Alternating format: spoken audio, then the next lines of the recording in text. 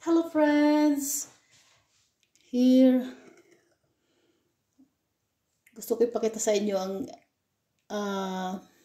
aking ibang klaseng idea para sa romantic na candlelight.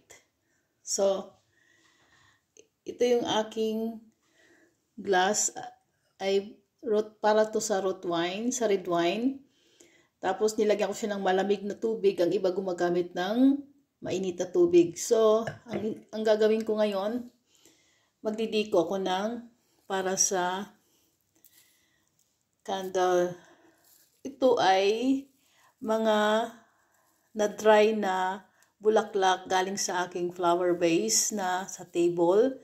So, para hindi pa sayang kasi itapon, so pwede pa siyang gamitin. So, ang ideya ko, kinat ko siya para gawin ko ng pangdiko na ibang klase. So, ilalagay natin to sa loob ng tubig. So, ibabad sa tubig.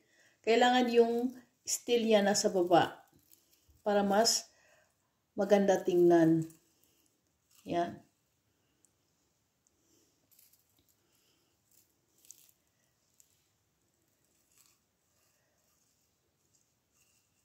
First time ko mag-idea nito na gumawa kasi nanghinayang ba ako sa bulaklak na itapon ba. So, kung pwede pa siyang gawin na pangdiko, why not, diba?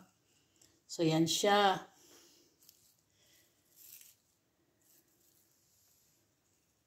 Siguro hindi madami para mas maganda, mas attractive at tingnan.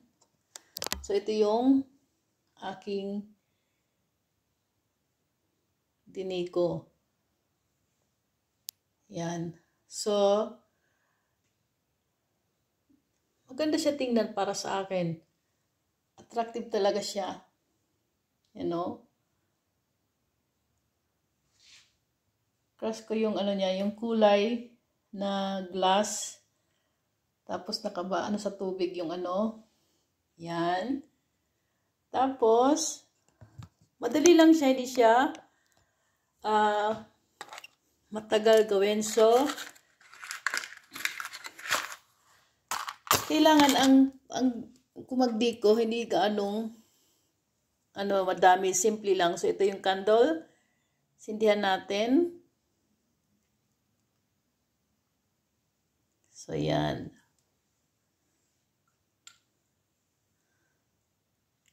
Ito na siya. So, ngayon, ilalagay ko siya sa glass. Ito yung, candlelight. Yan.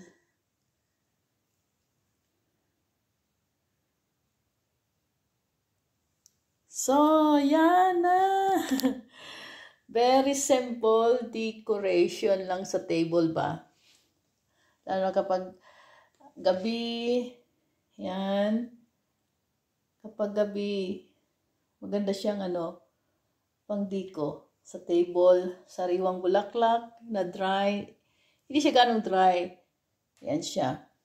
So, nakasindi siya. Yan yung light. Napakaganda niyang tingnan. Attractive talaga siya.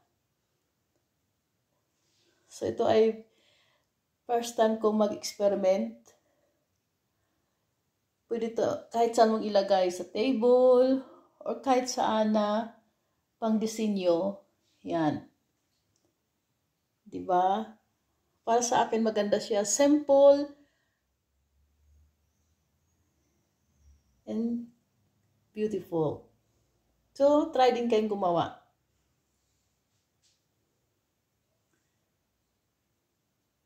Yan.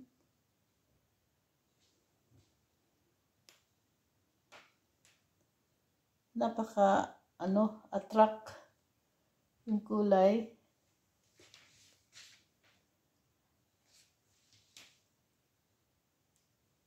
Yan siya.